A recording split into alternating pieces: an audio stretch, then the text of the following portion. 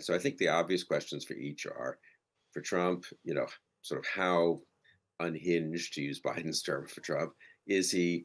If you're on the bubble, on the fence about Trump, is he? Can he reassure you that beneath all the rhetoric, he'll basically be kind of normal and so forth?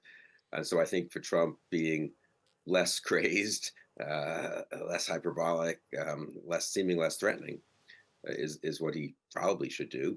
And for Biden, he's 82 years old, or he'll be 82 years old right after the election. I guess he's 81, and he, is clearly slowed down some, and reassuring people that he's up to the job, not just today, but for 4 years. We are, of course, the election station, not just for our general election, though, but those across the globe. And this Thursday, we get the first head to head TV debate in the US presidential race. Yes, Joe Biden and Donald Trump will take each other on this week on CNN.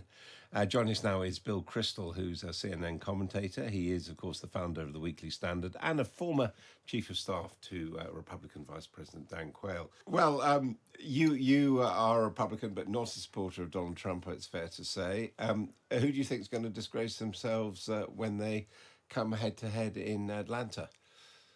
It's the right question, I suppose, right? They both have more downside in a way than upside, I think. It's very unusual. There we have the current incumbent and the previous president. I mean, normally it's an incumbent, either it's an open seat or there's an incumbent against a challenger. The question is people don't know the challenger as well. Maybe he's a governor or a senator or something like that, and the country hasn't seen that person.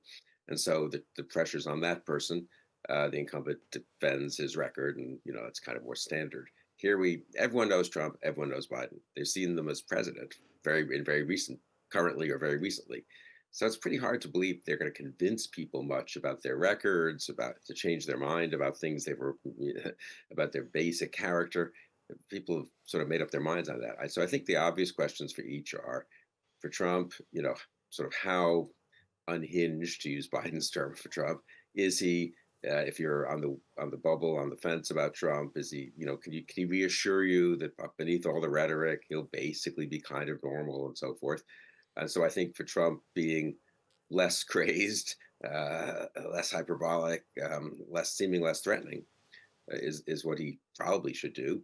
And for Biden, he's 82 years old, or he'll be 82 years old right after the election. I guess he's 81, and he, is clearly slowed down some, and reassuring people that he's up to the job, not just today, but for 4 years. That's really his challenge. So it's an unusual debate. I actually am sort of doubtful that any new ground is going to be broken on substance. It's much more about the tone, the image, the kind of the sharpness of each candidate. It's also unusual because it's coming so early in the presidential cycle before the conventions of the two parties where the candidate is formally adopted. Do you think there's any chance that coming out of the debate, one or other of them might decide to call it a day and not actually put their names forward?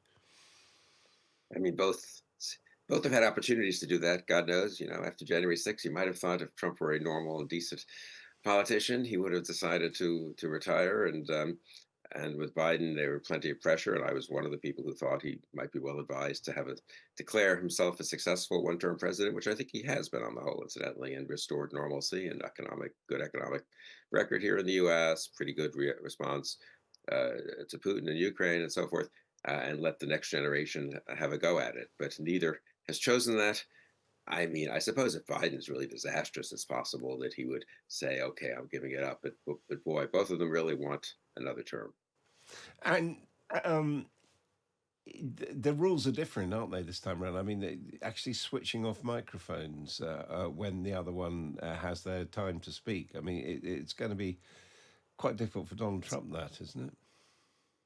Yeah, that was, I think, and so this debate was, just to be clear, was the Biden campaign's idea, their proposal. Trump was sort of taunting Biden when Biden seemed to have slowed down some and say, I'll debate anywhere, anytime, which is kind of funny since Trump avoided debating any of his Republican challengers, which turned out to be, of course, the right strategy. So I was a little surprised that Trump, but I think Trump was doing it rhetorically in his, macho kind of way.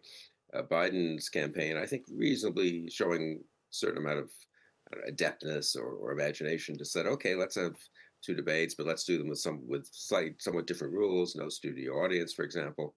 Let's do one of them very early before the conventions, which really hasn't happened before in the U.S. in a general election. And one of the Biden camp's conditions, or requests or demands was that the mics be shut off when it's not your turn.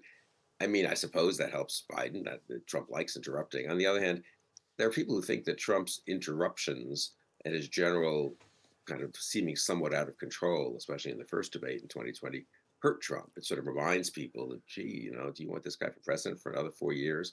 Can't even behave like a normal human being at a debate.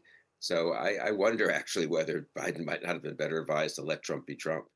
Just finally, the rest of the world is kind of puzzled. Why is Donald Trump still such a viable candidate for re-election? I mean, I'm with the rest of the world. I was in Europe earlier this week, actually, and people kept asking me that, and I kept saying it's not a good sign, honestly, for the American, in my view, for the American political system, and people are right to be worried over there and elsewhere that Trump has a decent chance.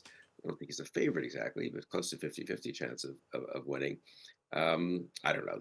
It's a big question, a deep question, but it is astonishing, and I think those of us who are anti-Trump have underestimated, obviously, his talents as a demagogue, the depth of support for him, but also the breadth of willingness to go for him, even if they don't really support him. I mean, that's what's striking.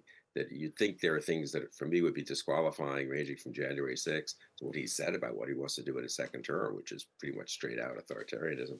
You'd think that would be disqualifying, but it hasn't been, and that's not an encouraging thing about the U.S. political system. But maybe we'll come through. What's the line that we always do the worst? We always do. We don't do very well until we finally have to do something. Finally, have to step up. That was certainly the case 80 years ago, and maybe it'll be the case this time. Bill Kristol, thank you very much indeed for telling us it's still more or less 50-50. I think it is. Thanks, Adam.